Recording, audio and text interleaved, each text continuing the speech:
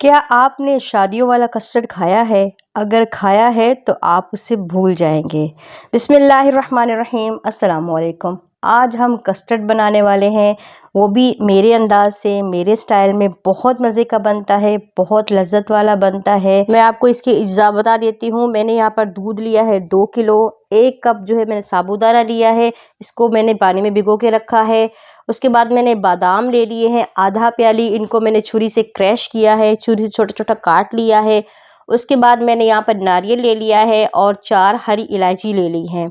उसके बाद मैंने 1 कप जो है वो किशमिश लेकर इसको पानी में भिगो के रख दिया है आधा घंटा पहले से ही। और मैंने 2 कप चीनी ले ली है, 2 मैंने जेलियाँ ले ली हैं, एक रेड कलर की, एक ग्रीन कलर की, और 1 कप कस्टर्ड पाउडर लिया है। और मैंने सिंपल सादा वाला जो है वो केक है वो लिया है। इंशाल्लाह आज की रेसिपी बहुत मज़े की बनने वाली है। चले जी अल्लाह का नाम लेकर शुरू करते हैं। सबसे पहले हमने दूध चढ़ा देना है, उस पे इलायचियाँ डालकर उसको उबलने के लिए छोड़ देना है। अच्छे तरीके से हमने दूध को उबालना है ताकि हमारा दूध जो है वो गाढ़ा हो जाए। अगर दूध गाढ़ा हो जाएगा तो हमारा कस्टर्ड बहुत मज़े का बनेगा। देखिए जी, हमारा दूध जो है वो गाढ़ा हो चुका है। आप 2 किलो दूध लेकर 1 गिलास पानी भी शामिल कर सकते हैं ताकि हमारा दूध गाढ़ा हो जाए। उसके बाद हमने क्या करना है जी, साबूदाना जो हमने भिगो के रखा था 1 प्याली, वो इसमें हम शामिल कर देंगे और अच्छे तरीके से इसको मिक्स कर देंगे। साबूदाना मैं इसलिए डाल रही हूँ, शायद आपने पहले कभी ना डाला हो, लेकिन साबूदाना आप कस्टर्ड में डाल के देखिए, आपका कस्टर्ड बहुत मज़े का बनता है। साबूदाना को दूध में इसलिए डाल रही हूँ, ये फूल जाएगा और कस्टर्ड इससे जायकेदार भी बन जाएगा और जो है वो फूले हुए से बहुत ज़्यादा मज़ेदार भी बन जाएगा। अब हम क्या करेंगे, दूसरा पॉइंट, हम इसको पका लेंगे तकरीबन 10 मिनट तक। उसके बाद हमने किशमिश ले लेनी है और किशमिश को भी इसमें शामिल कर देना है। किशमिश मैं ज़्यादा इसलिए डाल रही हूँ क्योंकि किशमिश बहुत मज़े की लगती है, दूध में पककर वो फूल जाती है और बहुत लज़्ज़तदार लगती है। आपने इसको भी तकरीबन 5 से 6 मिनट पहले पकाना है ताकि हमारी किशमिश जो है वो फूल जाए। उसके बाद हम क्या करेंगे, इसको अच्छे से पका लेंगे। पकाने के बाद हमने जो नारियल के स्लाइसेस लिए थे वो इसमें शामिल कर देंगे।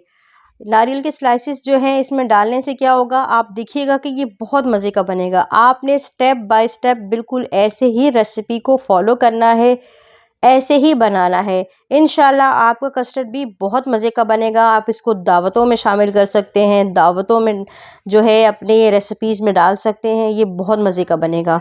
उसके बाद हम क्या करेंगे, जो हमारा दूध जो साइड पे सूख रहा है उसको चम्मच की मदद से खरोच के इसमें शामिल कर लेंगे। ये भी बहुत अच्छा लगता है, ये ऐसा लगेगा जैसे कि हमने इसमें खोया डाला हुआ है। और आँच आपने मीडियम ही रखनी है, तेज़ आँच नहीं करनी।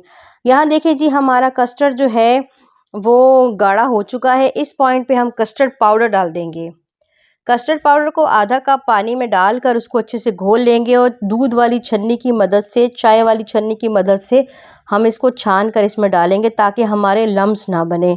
ठीक हो गया। आपने अच्छे तरीके से इसको शामिल कर देना है। तकरीबन 20 से 25 मिनट इसको हमने पकाना है।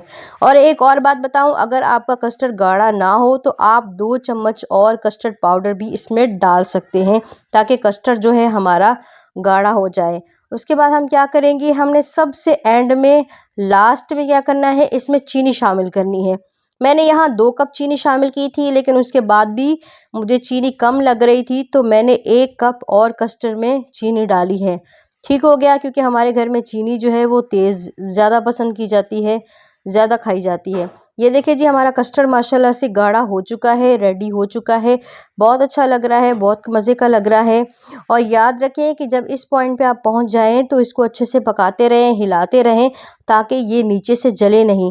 अगर ये नीचे से जल गया तो इसमें जलने की भी स्मेल आएगी और ये आपका ख़राब भी हो जाएगा। ठीक हो गया। ये देखिए जी, हमारा गाढ़ा जो है कस्टर्ड हो चुका है। इस पॉइंट पे हम इसको डिश आउट कर लेते हैं।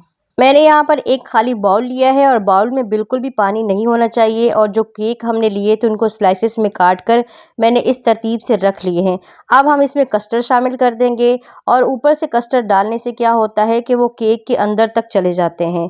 और फिर मैंने इसके ऊपर अपनी जेलियाँ जो है वो रख दी हैं और जो मैंने बादाम लिए थे वो मैंने गार्निश के लिए ऊपर डाल दिए हैं। माशाल्लाह बहुत अच्छा लग रहा है, बहुत मज़े का लग रहा है। आप इसे ज़रूर ट्राई करें, आपको बहुत पसंद आएगा, बहुत मज़े का लगता है। अगर मेरी वीडियो पसंद आए तो मेरे चैनल को प्लीज़ सब्सक्राइब ज़रूर कीजिएगा।